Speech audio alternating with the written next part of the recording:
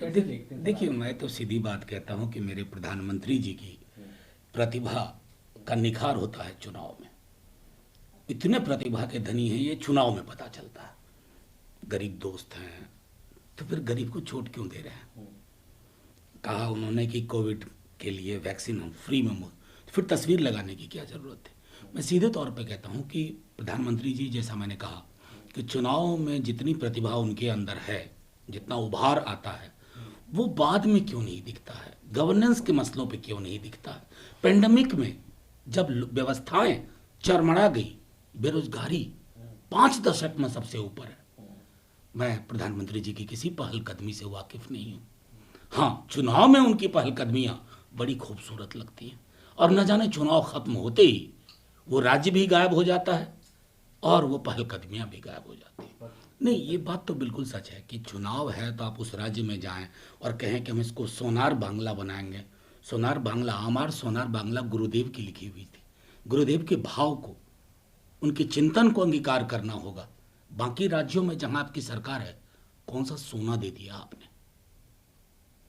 आप जब बंगाल में विमेन सिक्योरिटी की बात करते हैं तो क्या आपको उत्तर प्रदेश के आंकड़े नहीं मिलते हैं, या उन आंकड़ों पर पर्दा डाल दिया जाता?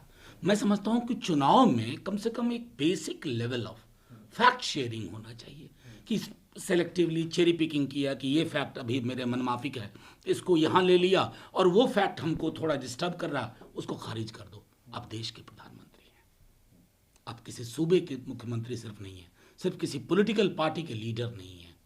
मानता हूं आपकी पार्टी को आपकी जरूरत है, लेकिन देश आपको प्रधानमंत्री के रूप में ऐसी भूमिका में देखना चाहता है जहां आप हर चुनाव में राज्यों को डेमोनाइज करना, वहां की पॉलिटिकल पार्टीज को डिनैग्रेट करने, मैं समझता हूं कि वो जो टेम्पटेशन है उससे बचना होगा।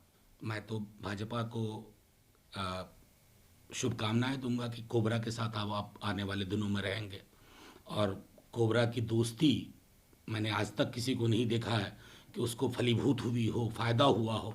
हालांकि सुना है ये चौथी पार्टी है उनकी या पांचवी पार्टी है, तो कौन सी पार्टी हो रही है वो अब आने वाले दिनों में देखेंगे। बहरहाल शुभकामनाएं। जो कहा, ये लड़ाई अस्तित्व की लड़ाई है। अस्तित्व जब मैं कह रहा हूं तो मेरा तात्पर्य इस बात से है कि कौन सी व्यवस्थाएं बहाल होंगी और कौन सी व्यवस्थाएं खारिज होंगी। क्या वो व्यवस्था बहाल हो पाएगी जिसमें आम लोगों के सरोकार हो? सिर्फ 5 समृद्धि के टापू, उनकी प्राथमिकताओं पर देश न चले। और मैं समझता हूं कि ये प्रधानमंत्री जी को भी एक बार जब वो फारिग हो जाएं इन राज्यों के चुनाव से, तो एक बार बैठ के जरूर सोचें। पूरी सर्दी निकाल दी हमारे किसान भाइयों ने, क्या गुनाह है उनका? आपको अन्न पहुंचाते हैं और आप उनको क्या दे रहे हैं? एक बार इसका आकलन करें और कानूनों को वापस लें। सर इसी पर राकेश टिकैत ने कहा है कि सरकार पूरी बंगाल जा रखी है, तो हम भी बंगाल जाएंगे 13 तारीख को, वहीं बात होगी, वहीं देखेंगे। कैसे देखते हैं? मैं तो सीधे तौर पे कहता हूं कि ये पूरा का पूरा, मैं समझता हूं कि पूरी की पूरी केंद्र सरकार तो बंगाल में ही है। बल्कि मैं तो सलाह दूंगा कैबिनेट की मीटिंग वीटिंग भी वहीं कर लें।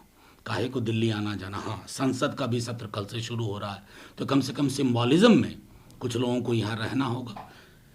आप टिकैत साहब के बयान को इस संदर्भ में देखिए कि पूरी तरह क्या रवैया है सरकार का। थका दो, खत्म करवा दो, ऐसे नहीं चलता है ना। उन्होंने ही आपको वोट देकर यहां तक पहुंचाया। मैंने सदन में भी कहा था कि 303 का आंकड़ा, ये जो एक गुरूर आ गया है ना, हमेशा याद रहे, शोहरत की बुलंदी भी पल भर का तमाशा है। जिस शाख पे बैठे हो वो टूट भी सकती है।